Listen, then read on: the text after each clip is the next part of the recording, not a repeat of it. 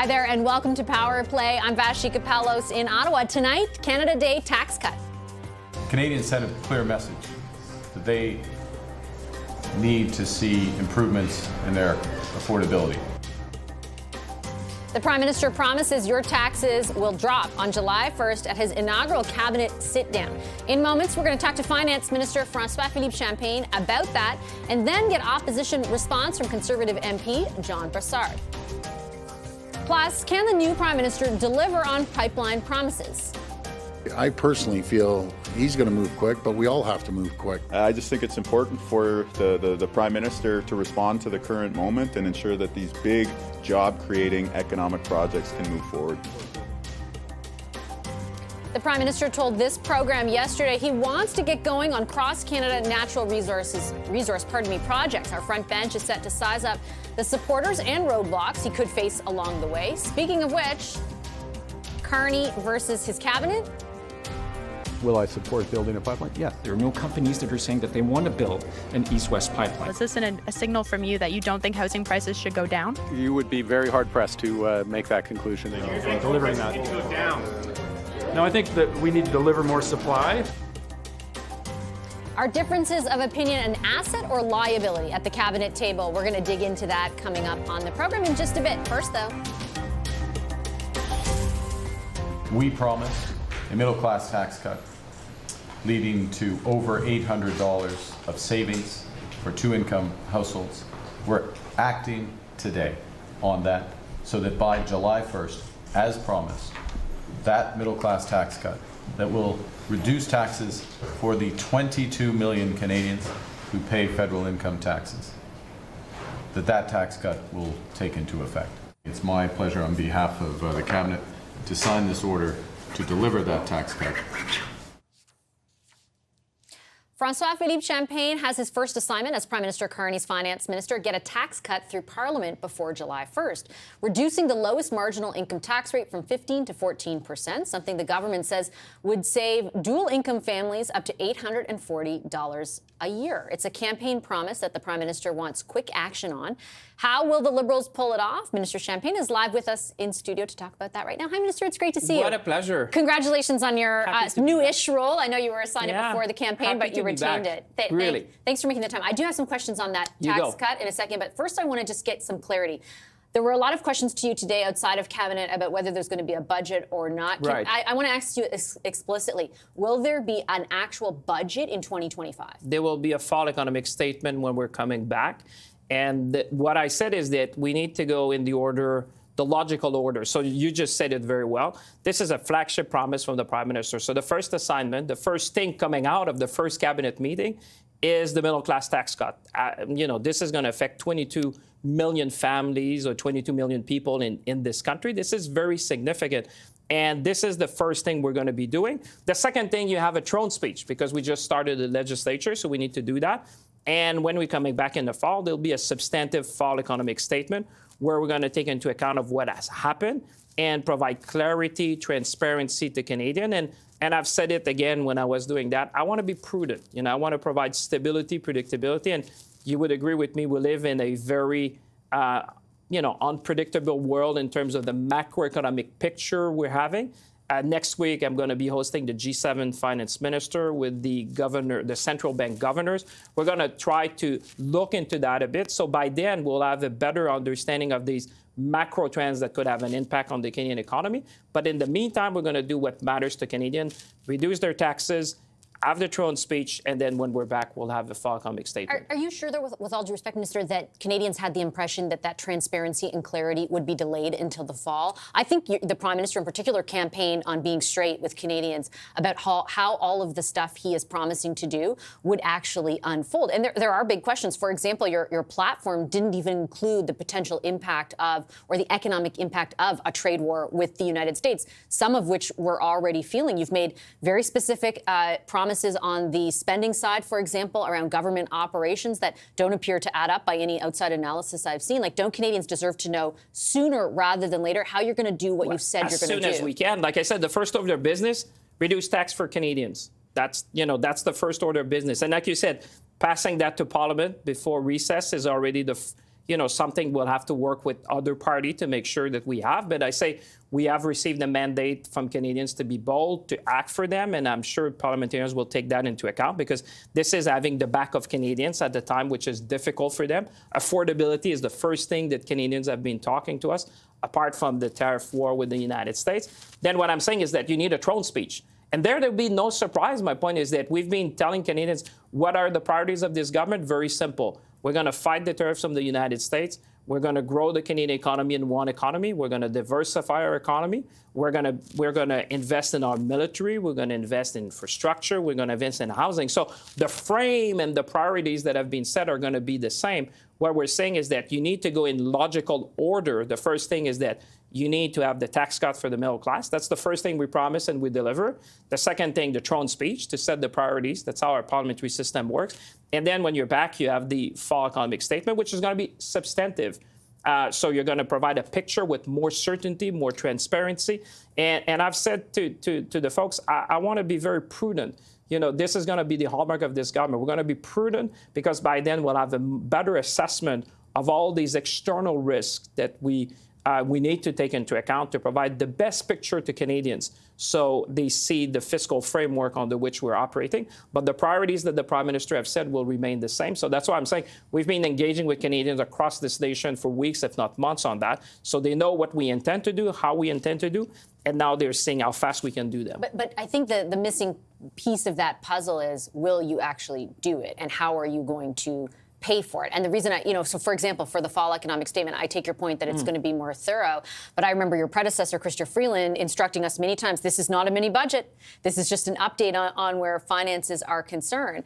And I'll point to, for example, other things that have happened with your government in the past where you've made a promise to cut consultants and instead the spending on consultants has gone up 13%. Like, how are we as Canadians to hold your government accountable for what you're promising if you're not going to be transparent about it for 6 months or so? And I take your point about the timeline, throne speech. There's still another month. And I would say this is a new government. So let's start, if we're going to start, this is a new government, new legislature, new prime minister.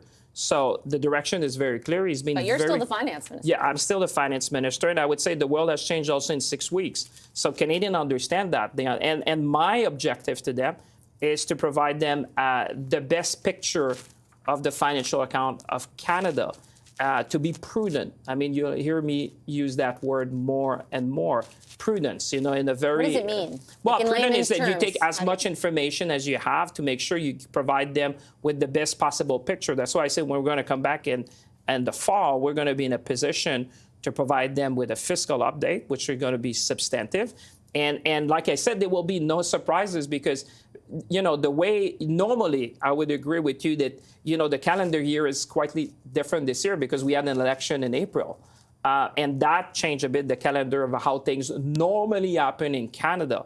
But what I'm saying is that first you need to provide the tax break to Canadians, then the throne speech, then you have a substantive fall economic statement. So you have a clearer picture of the finance.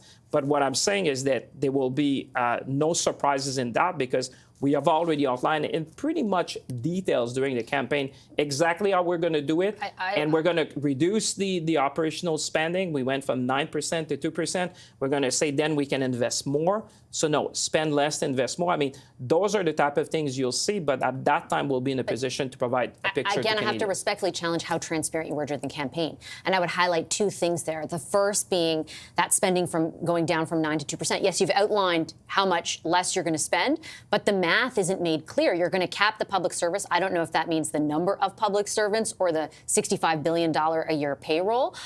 If you factor in just attrition, that's only saving $1 billion a year. You said you're going to get to savings of $15 billion a year through efficiencies, through cutting down on consultants. Again, there are no specifics attached to that. Well, I would say what you just said is just really quickly, I would also add, when it comes to the economic impact of the trade war, that was not factored into your costing, at all during the campaign. That's not radical transparency. Well, I would say you just outlined a number of things that you've seen in the platform. That's already details into how you do that.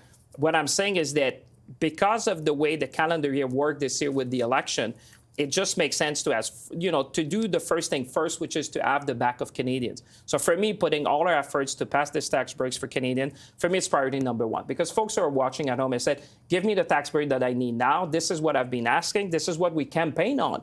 And that's what we got a mandate from Canadians to deliver. And that's, we say, the first order of business of all the things that this new government, Carney, could do. The first thing we do for Canadians is to give them a tax break. The second thing, we'll have a throne speech, because that's how you need to do when you have a new legislature. Then you'll have a fall economic statement. There is a month in between there before the House Well, there's not many rises. days. You're talking in months. I would say if you look at the parliamentary calendar, you're talking in days. I mean, you have the power as the government to extend that. Well, what I'm saying, I'm working on the framework that I have today, but by then we will also have a clearer picture of the macro trend you're seeing. We've seen, like I said, next week we'll have a discussion with the G7 minister, governors, the central bank governors. So my point in terms of transparency and prudency and predictability, I think we're providing that to Canadians, because Canadians understand that in a very there's a number of things that are going on in the world almost on a daily basis with respect to this trade war that could have impact on supply chain in Canada. How is that going to impact the Canadian economy? So we're going to take that into account. We've seen some indicators already of a slowdown. But at the same time, you've seen recent developments, just let me say, between China and the United States just recently. So I think by then we'll have a better sense of where this is going. But in the meantime, we're focusing on what we can do at home. The Prime Minister said we can do far more for ourselves than anyone else can take away from us. So this is about making sure we provide the tax cut, making sure that the whole machinery is working towards delivering. We say we need to invest more in defense, we need to invest more in housing, we need to invest more in infrastructure. So this is all in motion. And at the time that we're going to come back, we're going to provide that picture to Canadians. Do you have, just explicitly, do you believe you have the support to pass this tax cut from other parties? I'll ask the Conservatives; they're up next. But they had campaigned on a bigger tax cut, but essentially the same thing. I could hardly imagine anyone standing in the House. Do you have assurances? I would hardly imagine anyone standing in the House to say we don't want to have the back of Canadians after an election like that, where people are saying, "Give us a break."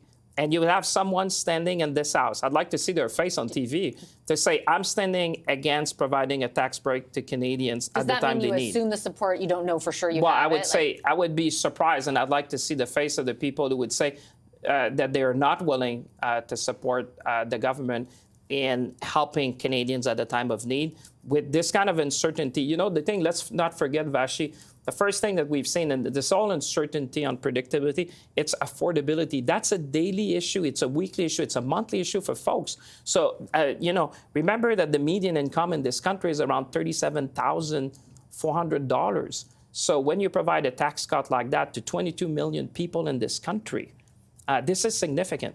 This is significant for a lot of folks. Let's remember that everyone who's been elected, anyone who's going to go back in that building, is there to serve Canadians. And Canadians have spoken, and they said, you need to be there for me and have my back. That's what we're delivering. I know that your time is limited, but you brought up the issue of affordability. I do want to ask you specifically on affordability and the pledges your government has made around, and your party made during the campaign around housing.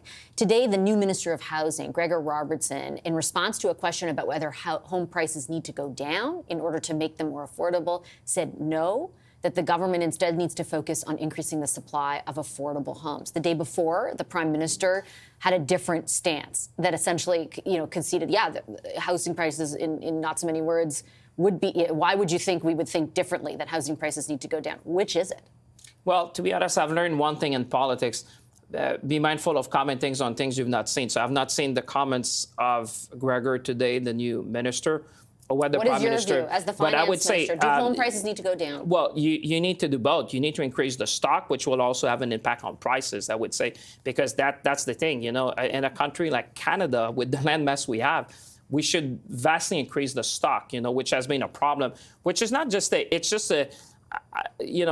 someday someone will look back and say, how did we get there? Because in a way, the market should have been able to supply that kind of housing in a country, which is not, you have smaller country where they don't have landmass to build, but we have ample landmass. So I think when we're talking about efficiency, building homes in Canada, and the new agency that the Prime Minister said, we need to get faster, we need to get permitting. Modular housing, I want to go visit these companies, because for me, we're still building homes here the way we used to do that 100 years ago, whilst the innovation and technology has changed in many countries. So there's a lot of things we need to do. So by increasing the stock, it will have an impact on prices. And you think that's necessary? I'll tell you why I'm asking. Because Yes. Essentially the criticism of your party is you were so successful with, for example, older Canadians who own homes, who don't want to see them devalued, that's what's informing the position that Minister Robertson took, that essentially you can affect affordability without dropping prices, which outside studies have shown would take 20 to 40 years to be the case. Yeah, It certainly won't help young Canadians who can't afford a home right now. So I just want to be clear, as the finance minister, you do think home prices need to drop to make housing more affordable. Well, in a sense, by it's kind of an equation. If you increase the stock, and let's remember also, Vashi, the housing market is very different. I come from rural Canada, so it's a very different type of set of circumstances. I think when you're looking, and I was not there when but he comes from downtown Vancouver. I know, and that's why I'm saying I don't know the comments. I was not there, or what he was in which context they said that. But let's remember, for folks who are watching at home, we don't have one housing market in this country. We have many regional markets. And, where I come from, the issue is about increasing the stock. It's not just about the price. So you have to be mindful. Everywhere feels like the price is a lot right now. The price have increased significantly. Yeah. That's why I say what we need in terms of affordability now is to provide housing stock. That is going to help young families, because the challenge is always to buy your first home. And you want to get into the housing market. I remember that when I was in Europe, it's the same thing. Everyone wanted to just get in the market. And providing a greater stock is what we need to do. And we're going to focus on innovation and technology to do that and build more in this country. I'm going to leave it on that note. I'm out of time. Thank you for your time, Minister. I appreciate it. Thanks for coming into the studio. That is François-Philippe Champagne, the Minister of Finance. We're going to unpack what you heard there with our front bench a little bit later on. Sharon Carr, Jamie Ellerton, Nick Nanos, and Graham Richardson. First, though, we're going to get the opposition's take on a lot of what you just heard, in particular, whether or not they're going to support that tax cut. Conservative MP John Brassard is my next guest after a short commercial break. Stay right there.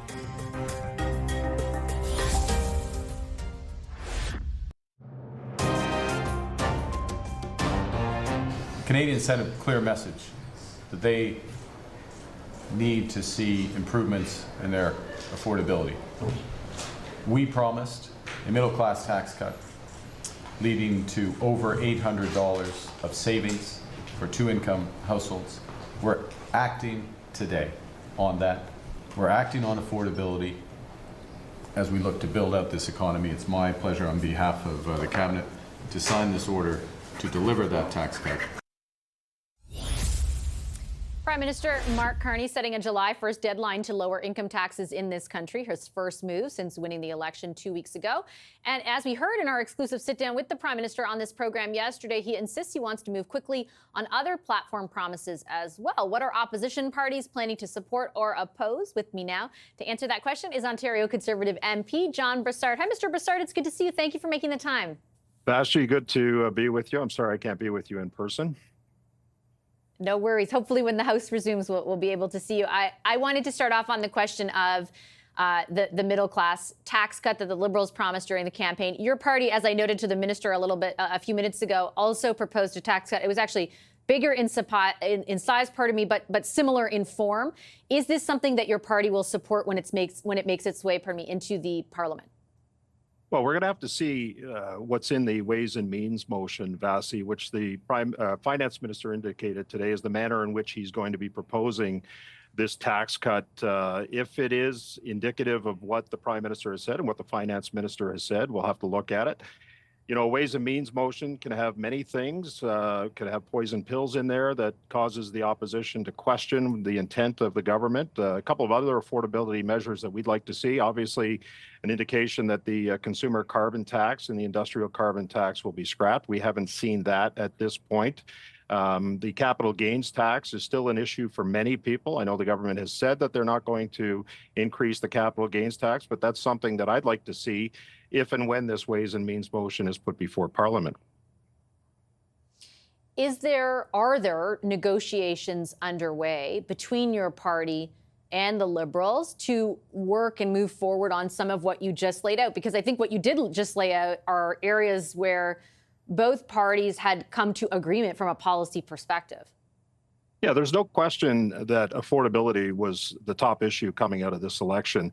I'm not aware of any discussions between the Liberals, the new finance minister, or anyone else within our party as to whether we're going to support the measures that they have indicated that they're going to introduce into Parliament. But affordability is the top issue. Housing affordability, housing attainability, all of those are issues that we can universally agree on. We have to make sure, again, that whatever is indicated in the Ways and Means motion is indicative of what the finance minister just said.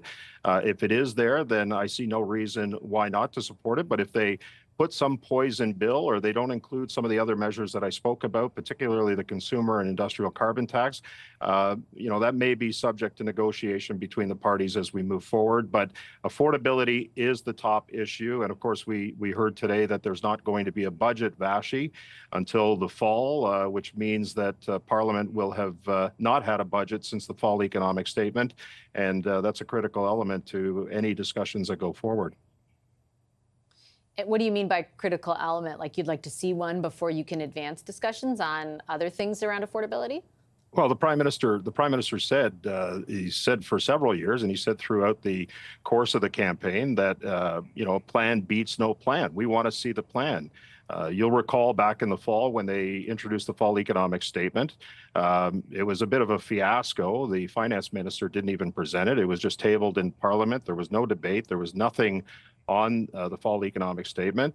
Then they prorogued Parliament. Typically, as is convention around Parliament, April is budget time. By proroguing Parliament, we weren't able to see a budget. So we need to see a plan. We need to see some transparency on what the government is going to do to spend the money. Even during the campaign, for example, the Prime Minister indicated that there's going to be $200 billion in more spending that's going to be initiated by the government. Where's that spending going to go? If we don't have a plan or any transparency on what a budget is going to look like, then it's going to be awfully difficult for parliamentarians and Canadians, for that matter, to figure out where this government is going to spend their money. We saw, again, in the fall economic statement, over $60 billion in deficits. We've seen the debt increase to $1.4 trillion. We need to know what the government's going to do to bring that down, or if they're going to increase it, how they're going to increase it. And you made a very important point to the finance minister. And yes, we're going back for a month, but they have the power and the ability to extend the session of Parliament. And I can tell you, based on the indicators that we have, that we would be willing to work right through the summer if we had to pass a budget and make sure that Canadians are aware of just what the government's spending plans are. His point in response to the questions that I put to him, to the finance minister, was that there is a certain level of uncertainty right now that would make it more difficult to chart out as transparent a path as they have promised, and they feel by the fall there might be some more predictability imparted. And I would note that your party, in coming up with its own platform during the election campaign, also did not include the economic impact or potential economic impact of the trade war. So you seem to concede as a party in the election that that was, unpredictable as well. Does it not make some sense that they would wait until they have a bit more certainty before laying things out for Canadians? Well, I think the indicators are, based on what President Trump has stated, is we're in a place right now where we're understanding in real time what the impacts of those tariffs are having. And so if the government isn't preparing with an economic plan to deal with this, I believe they have to be transparent with Canadians and say, okay, well, look, we know this is happening. This is how we're going to spend our money. They have the opportunity, as I said earlier, to extend into the summer to develop a budget and a plan that can be approved or not approved by Parliament, as long as, we have the voices of the elected officials to work with the government on that plan. So, we know where things are at right now. We know that there are threats to the auto sector, for example. We're certainly seeing it locally in my region with Honda. And there are other threats that are happening. And so the government is aware of these threats. And so it's prudent upon them, not just from a transparency and accountability standpoint, but also to lay a plan out for Canadians, what exactly they're going to do to mitigate the impact of these tariffs. And they can only do that through a budget. We're going to have to wait a year, apparently, for a budget to be put before Parliament. They have the opportunity, if they wanted to extend the timeline of Parliament, to extend beyond the June final sitting of the House. We'll work into July or August if we have to, but we need to know from a transparency standpoint how the government's going to deal with this and where the money's going to come from. And I guess I would just respectfully, again, push back and challenge you, Mr. Broussard, because your party could not come up with concrete numbers to assess the impact of the trade war. So you just didn't include it in your costing. You did bake in $20 billion of revenue from counter tariffs. The same thing the Liberals did. They weren't able to include that assessment either. Is it not possible that information is just not reliable? So what is the value of a budget and a plan you put forward that you can't adhere to because of the level of uncertainty that your party's own platform lays bare? Well, look, Vashi, budgets can be dynamic. There can be additional updates. We haven't had a budget since the fall economic statement, or an indication of a budget since last year. We were supposed to have one in April. If the government wanted to, they could provide an interim budget right now based on the impact and implications of any tariffs that have been levied, the impact on certain sectors of our economy, how they're going to plan to deal with that. They can do that. And then if they wanted to, they can update that plan in the fall economic statement, which is only 5 months away, typically, when that would be issued. So I don't see any excuse for not implementing a budget right now, particularly when we've seen the level of deficits, the level of debt increase the way it has, how the government is going to pare down that debt and that deficit. Where is this extra $200 billion coming from? What are they going to do regarding the increase in the public service? What are they going to do in terms of the policy agendas to deal with the affordability issues of Canadians, in particular housing for young people? I know you talked to the finance minister about that just before. These are all issues in the absence of any budget that we were supposed to have in April that need to be addressed now. And the budget is dynamic. It can be readjusted if it has to during the fall economic statement. But we have to know, not just as parliamentarians, but Canadians have to know where the money is and how they're going to spend it, and how much more are they going to spend to deal with the crisis that we're dealing with right now, not just as it relates to tariffs, but as it relates to housing, as it relates to affordability, as it relates to the crime that's pervading our street. All of those issues need to be addressed in a budget because, going back on the words of the Prime Minister, we need a plan. The Prime Minister has always said for the last 5 years, he said during the election campaign that we need a plan. And performative little things that he, channeling his inner Trump by signing documents isn't a plan. We need to see the plan and the budget going forward. Just very quickly, I have time for one last question. I would point out that your party also did not have a path laid out to balance the budget, that there were deficits in your plan as well, not at the size of at the Liberals, but there were deficits there as well. And I just want to be clear for Canadians, because if they are listening tonight and they are counting on this promised tax cut, your support of that, and I totally take the point that it will, the devil could be in the details, so we'll wait to see the ways and means. But in principle, you don't need to see a budget before supporting something like a tax cut. To be clear, like, the Conservatives will not stand in the way, if it is on the face of it what the Prime Minister is promising, of that going through, just because there isn't a budget, will you? Well, to address the affordability issue that Canadians are having, any tax cut is going to help.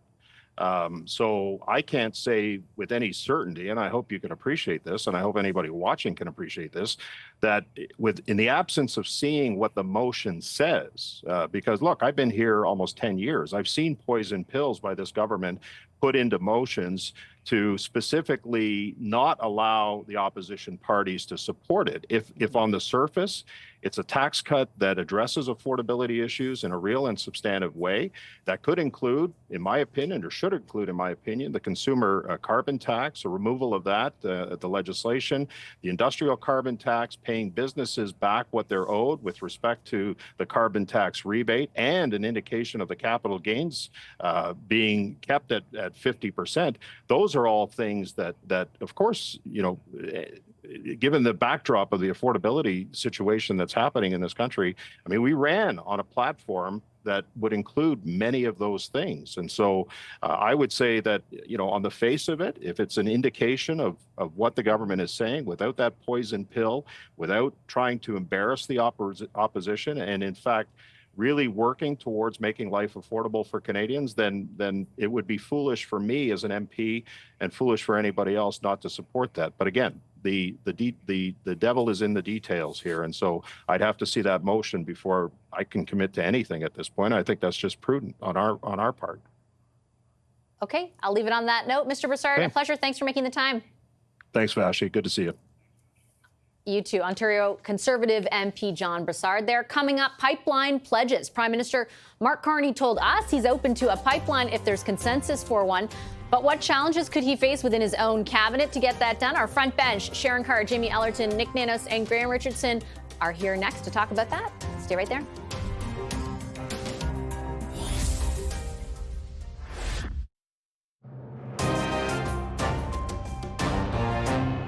How can you be collaborative, If you want a simple answer on will I support building a pipeline, yes, that simple answer, given that multiple times. But I don't stop at that. And we will change things at the federal level that need to be changed in order for projects to move forward. Does that include C-69 or the emissions cap? It could include both. Prime Minister Mark Carney in a CTV News exclusive interview committing to pipeline production, as you heard there, even putting some of Justin Trudeau's marquee climate policies on the potential chopping block. Bill C-69, legislation which outlines federal powers to approve natural resource projects, and the federal emissions cap on oil and gas. But this morning, on the way into cabinet, Minister Steven Guilbeault, who oversees now national identity, threw cold water on the idea. Prime Minister last night on TV seemed to open the door to potentially changing the emissions cap or the IAA to get projects built. What do you think of what he said? Well, these are important conversations that we will need to have in the coming weeks. As far as I know, there are no investors right now. There are no companies that are saying that they want to build an east-west pipeline. And as you know, these things are built by companies, not governments. So what challenges could the Prime Minister face to make good on his pledge to turn Canada into an energy superpower? Let's bring in our front bench. Sharon Carr is the former Deputy Chief of Staff to former Finance Minister Bill Morneau. She's now a partner at Sovereign Advisory. Jamie Ellerton is a Conservative strategist and the founder and principal of Canaptus. Graham Richardson is the Managing Director of Media at Edelman, and Nick Nanos is founder and Chief Data Scientist at Nanos Research. Hi, everybody. Such a pleasure to see you.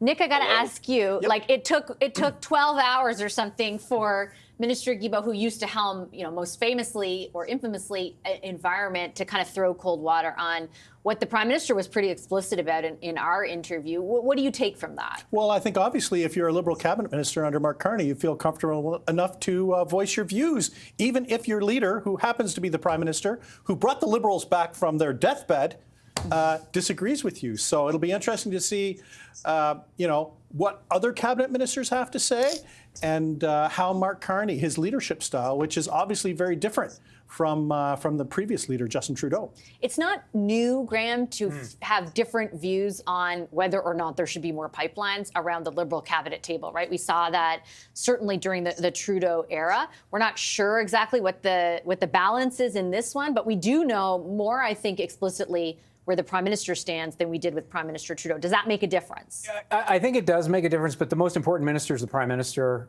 When he sits on television and all through the campaign, virtually every day talking about replacing Quebec's oil consumption with Alberta oil, including conventional, I don't think he's making it up.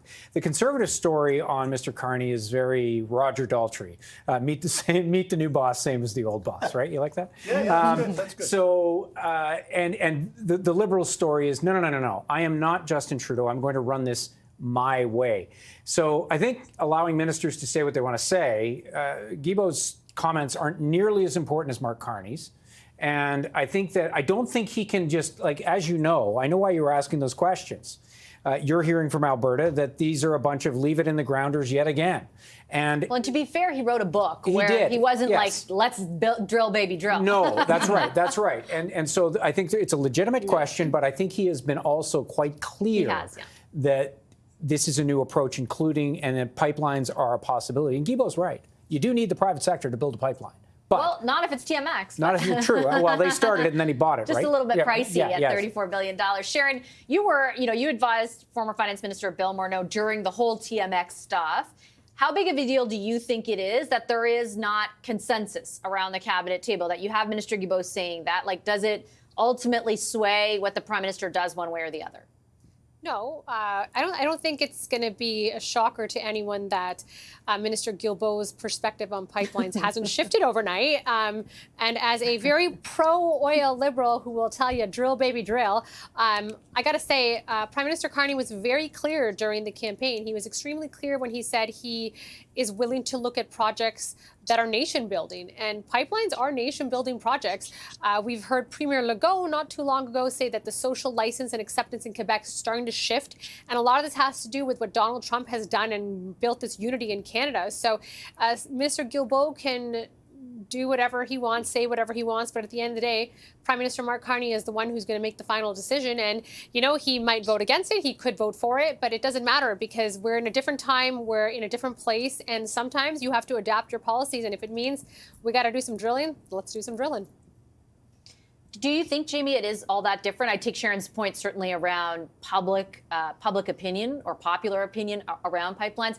But I would point out, even in Quebec, where Premier Legault says that, exactly what Sharon pointed out, the leader of the Bloc Québécois, Yves-François Blanchet, on day one said, yeah, I'm willing to have a truce with the Liberals as long as they, like, I'm paraphrasing, but don't go near oil and gas.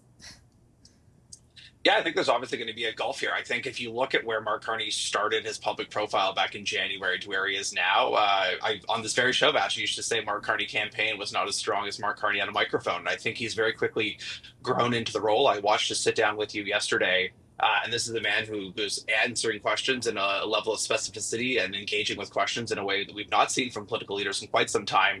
And I think the rest of his cabinet, who he inherited from the previous government, a lot of them, like Minister Guilbeault, are getting caught up with their new reality. I think the curious thing for me coming out of yesterday, given that he just swore his cabinet in, is that they were not ready for prime time and not ready to actually answer questions. Why do you have them in front of media? And why is the Minister for essentially Canadian Heritage, whatever they're calling it now, talking about the economy and pipelines? He should have said, I'll leave that question for the Minister of Infrastructure and the Minister of Natural Resources, rather than creating news contradicting the Prime Minister. So I think it's probably a good thing that we have a culture in Ottawa that kind of loosens and let people have more free conversations. I think it's actually better for our democratic discourse. But for a government literally launching after this campaign and on the day of their cabinet swearing in to have cabinet ministers essentially stepping all over the Prime Minister's message, it's not a good look, and it's definitely fodder for the opposition parties to jump on. I wanted to ask because I'm going to defend the practice as Jamie's very smart from a strategic perspective, but I love that they're just all talking all the time, and it's something Mark Carney said would be the reality. Right? He said yesterday, cabinet ministers are going to be, able to make decisions in a way perhaps that they weren't before. The reality of that, as Jamie points out, might not be exactly as pictured. I know, but Vash, you think of it this way: how long has it been since there hasn't been the highly concentrated, why don't we just call it the PMO iron fist or thumb that has been put, whether it's Stephen Harper or Justin Trudeau, put on cabinet ministers where everything has been completely controlled. Maybe I think this comes to a different style of leadership. Mark Carney probably knows, can't run the whole government. Everybody knows it's coming. Or it's coming. The iron fist is coming. It's day one. It'll come when something blows up, right? Yeah. Right, Graham? Something will go wrong, and then it'll be like, okay, the leash is on, right? It'll be kind of, they'll be been a day. It's been one day.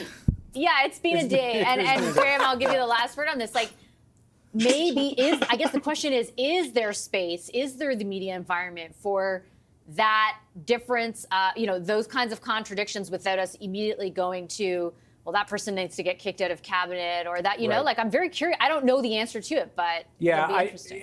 And I think time will tell. I do think that it's very, very early days. He's in his honeymoon phase.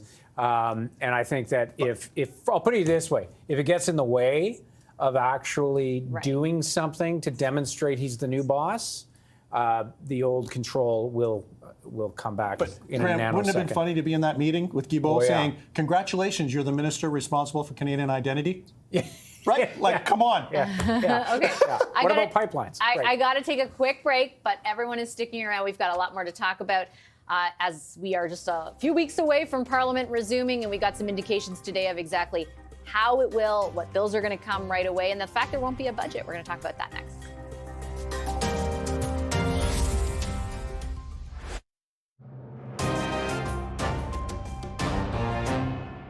We promised a middle-class tax cut, leading to over $800 of savings for two-income households. We're acting today on that so that by July 1st, as promised, that middle-class tax cut that will reduce taxes for the 22 million Canadians who pay federal income taxes, that tax cut will take into effect. It's my pleasure on behalf of the Cabinet to sign this order to deliver that tax cut. Prime Minister Mark Carney wants to get his promised middle-class tax cut through Parliament before Canada Day, but his Finance Minister, François-Philippe Champagne, will only have really a few weeks to get the job done before the House rises for the summer. Champagne also had this to say about the possibility of tabling a budget in the next month. Will you table a budget before summer? So what we have today is a middle-class tax cut. That's step one. Step two, you're going to have a throne speech which will outline the Canadian government priority. And there will be a fall economic statement to follow. So those are really the sequence that you're going to see. The front bench is back to talk about what Parliament could look like and some of the strategies behind what you just heard. Sharon Carr, Jamie Ellerton, Graham Richardson, and Nick Nanos. Sharon, I'll start with you. And I want to start on the budget. Again, you were a big part of Bill Morneau's office. The Liberals are saying no budget, just a fall economic statement. The Conservatives are criticizing them for that not being very transparent. Your take? Okay, well, I want to start with the logistics perspective of this first, because you just had an interview with a Conservative MP, John Brassard, I believe, and I want to talk about the logistics before I get into some of the partisanship that he brought up. Now, the cabinet was sworn in yesterday. It's been just over 24 hours, and the outrage about there not being a budget to me is a bit mind-boggling. There's a statutory requirement that requires a budget to happen by a certain date. We are in the coming towards the end of May. There's no way a budget could happen right now because people are not even sworn into their offices or as MPs. It's just bananas to think that that is their argument, that we need to have a budget right now. But putting aside the actual logistics and common sense factor of why there isn't a budget right now, because we just had a cabinet sworn in yesterday, you don't need a budget to get things done. We saw today an executive order type decision made on the middle class tax cut. Now, we heard the honorable member from Barrie kind of spew out a whole bunch of rhetoric and nonsense around why there needed to be a budget, for there to be accountability and for there to be a plan. Well, my lovely colleague over there, no, you don't actually. We have a fall economic statement that will come in, and fall economic statements are often, or fiscal updates are often referred to as mini budgets. You can put as much or as little spending in as you want. So things don't need to go in a budget to get done. There are other things that can be put in place that can substitute that. So I think that if that's the argument that they're going to make, that you have to have a budget to do anything, they're going to wedge themselves into a corner, because when the House gets back and there's a vote on this middle class tax cut and they decide not to do it, it's them that's going to look absolutely horrible. But that was just the most ridiculous interview I've ever seen, and bless your heart, Vashi, for putting up with that. Jamie, your thoughts on, I mean, the issue around transparency, I take Sharon's points for sure, but they did promise a lot during the campaign, and this is one of the first years outside of COVID we won't have a budget. Yes, I didn't see the previous interview, Vashi, so I can't comment on what Sharon just said and kind of going off on that.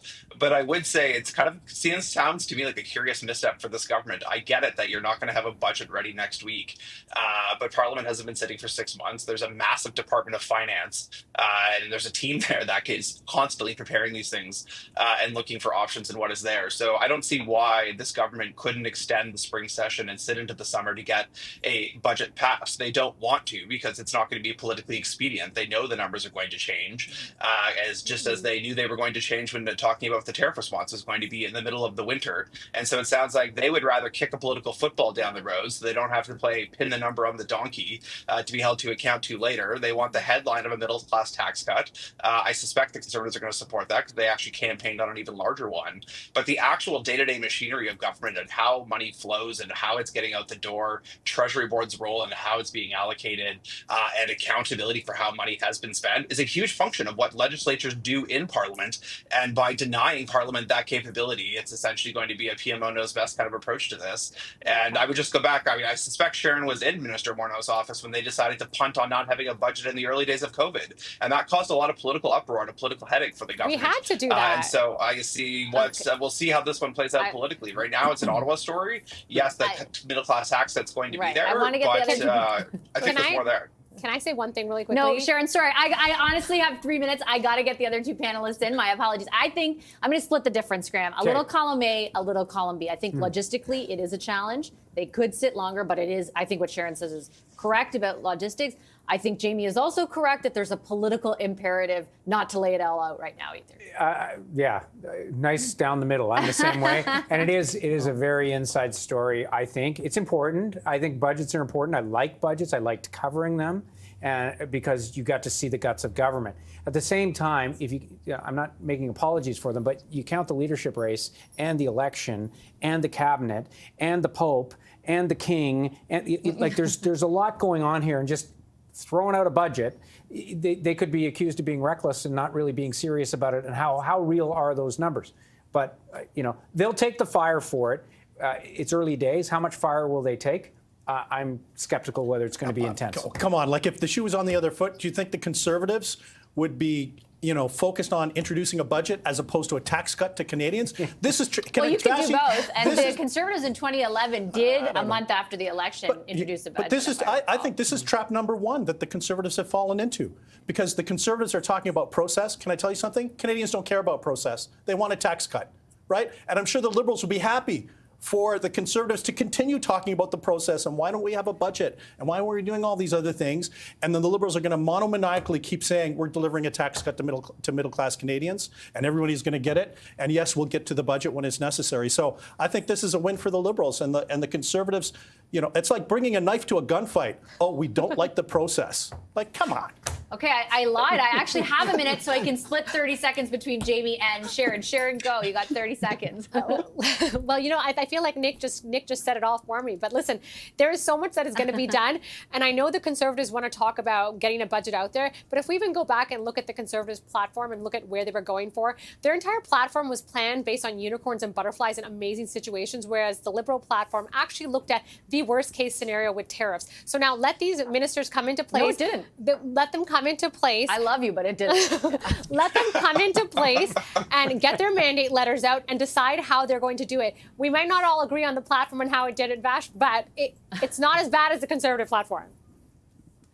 It did, okay, that I won't. I don't know what the argument is. Like I can't make that decision. I will say both parties did not factor in the economic impact of the trade war. Nobody was upfront about that on both sides. Last 30 seconds to you, Jamie. Yeah, listen, I think this is still very early days. I think this is a kind of weird one where they could definitely put forth a budget. All these things are always subject to change. For Mr. I'm going to run the economy, I balanced a budget, I've done all these stuff, to essentially punt on his first financial document for political expediency is a curious mixed message to send for a guy who said that he's the savior for this exact reason. I like Nick's point, though. I don't know if anybody would be throwing together a budget now. I don't know. I mean, all the numbers were a little wild, so we shall see. Okay. The host gets the line of the panel. I love you, but no, it didn't. I do love her. I love you, Vash. Thanks, guys. I appreciate it. Sharon Carr, Jamie Allerton, Graham Richardson, and Nick Nanos, our front bench. We're back with our takeaway next.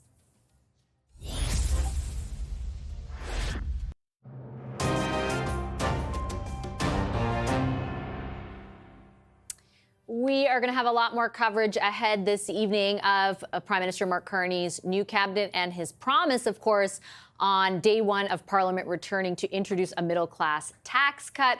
Always looking, of course, to find out who ends up supporting that and what form it takes. I'll leave Power Play there. Thanks for watching.